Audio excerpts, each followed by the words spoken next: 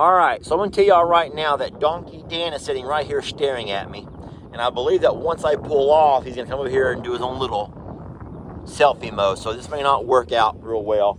But okay, keep an eye on this and you'll see how it works, all right?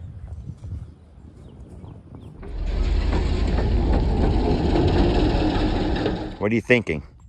Stop it, that's gonna poison you. You can't do that. What are you doing? Es fuerte, bueno. It's fuerte, it's strong. That means it's good. Sí. Well, I hope it's good. It cost an arm and a leg, Fidel. You know what that means? Me costó una arm and a leg. You entiendes? Me costó? Yeah.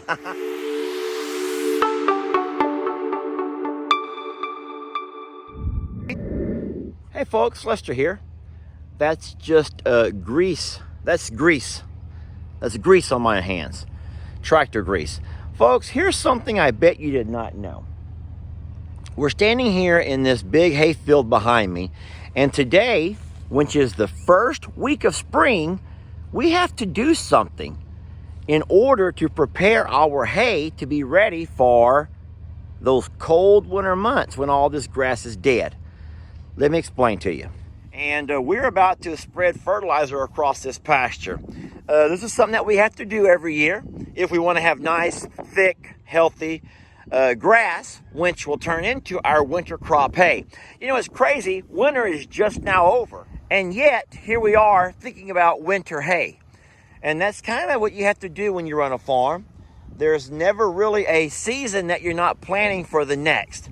And so this year we're excited. We had to buy extra fertilizer because, as you guys remember, I did a lot of clearing on those back two pastures.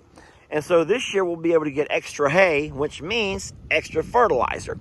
So let's go ahead and get this going. My little concern here is that I'm pulling this fertilizer buggy with the truck and not with the tractor. And now the truck does have four-wheel drive, but I am worried about some of these low spots. The tractor, you know, has a lot more horsepower to do stuff like this, but I wanted to go ahead and just leave it all attached to the truck. So we're gonna see what happens here, and just, heck, folks, just wish me luck.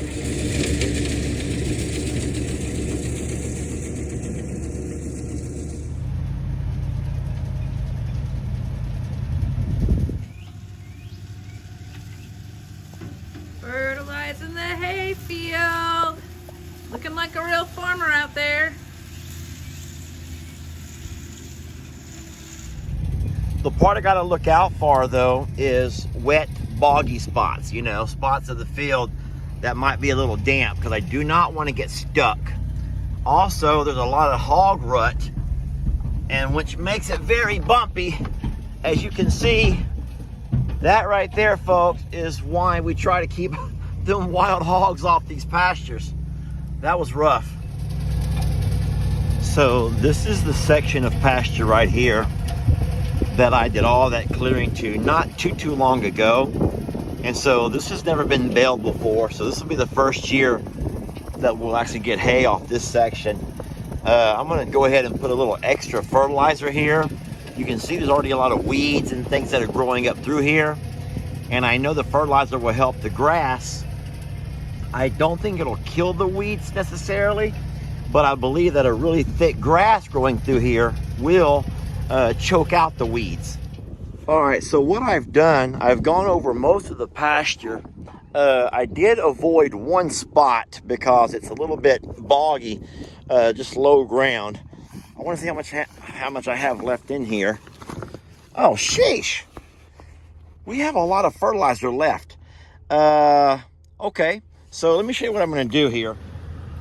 All right, we have enough leftover fertilizer. We're going to go ahead and do this pasture right over here. I will get Tex off of the pasture. He's fine for right now. He's probably going to be annoyed that I am spreading fertilizer around him. But the horses can't be on a pasture that's fertilized. The horses eat the grass so low to the ground that they can actually ingest the fertilizer. I'll have to wait until we get a couple of rains, or at least a good heavy rain, to let that stuff dissolve. Cows you can leave on the pasture. I'm just going to choose not to. It's going back and forth. A lot of folks say yes, a lot of folks say no. But I played on the side of caution, better safe than sorry. What I will do is I will put Tex inside his 1 acre pasture and just leave him there until we get that rain this weekend. The horses, unfortunately, will have to stay out back, and they're fine over there right now. They're all up along that fence line visiting with my dad's horse.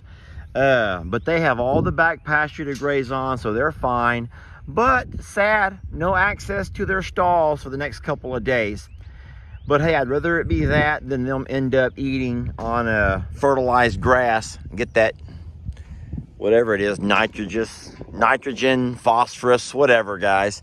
So yeah, so I will fertilize this over here. I'll move Tex out. And we got a couple of donkeys I have up in the front. I'll have to move them around as well. Let's go ahead and get that started now. I think now might be a good time to show you guys how this contraption works. So what I have to do is release this lever. All right, it's been released. Now when I release that, it lowers this wheel here down to where it touches the actual tire of the buggy. As I drive, it manually turns this thing here, which turns this crank, spins this around. Check this out. The fertilizer, I set my adjustment over here of how thick I want to have this stuff. It feeds out of this little bottom chute right over here. The chain kind of pulls it along through here. And these little rotator thingamajiggies, they spin, they rotate. And this stuff will sling that fertilizer 20 foot on each side of me. So what I will do is after I drive down and make me a drive down through there, I'll kind of turn around and come back, and I'll make sure to be about 20 feet from my old tire marks. And that way you'll know for a fact that I'm covering every inch of this pasture. I want to show you here along the ground. If you look closely, you can see the fertilizer, how it's all spread through there. Now what we need, folks, is a rain or two. We need a good heavy rain that will kind of soak into the ground here and help all this stuff dissolve into the grass and the soil. And that's what we're hoping for. So we do have rain coming this weekend, and that should give us the kickstart that we need to have these pastures ready by our first cut. I would say come early June, maybe July if we don't get enough rain. Guys, there is still a lot of fertilizer back here. I think I may have bought more than I needed. I think I may have bought more than what I actually needed. And so I'm going to drive this thing over to my dad's pastures and go ahead and run across his and use it all. I don't want it to go to waste. And it is expensive, so it needs to be used. So I still have some fertilizer left over, and I told Fidel, does he want me to drive it over to his house and drop some off? And he wants to inspect the fertilizer. You can see it. It's these little white particles along the bottom of the ground. It's called triple 13. So there's some red ones, Fidel, and there's some that are white. Some of it is, oh, okay, you found one of each. I think it's phosphorus and nitrogen, if that makes any sense to you whatsoever. And I put it pretty thick. I had so much left over that I went across my yard. I went down to Uncle Dan's house and put it in his yard. And I still have some left over. I told Fidel to take it to his house. Oh, there's something, that's something different? Yeah. Oh. 3.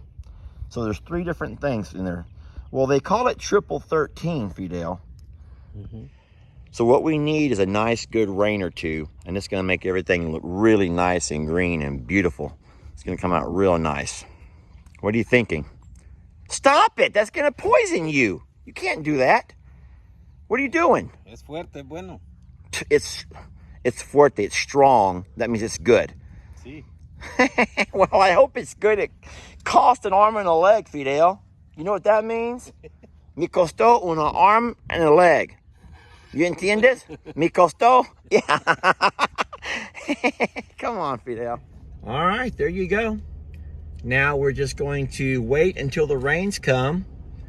And let's hope that in a couple of weeks, couple of months, we have a beautiful field of really high and thick bahia grass, which is going to serve our donkeys, cows, horses, goats, and pigs, and everything else that eats off of it during the winter months.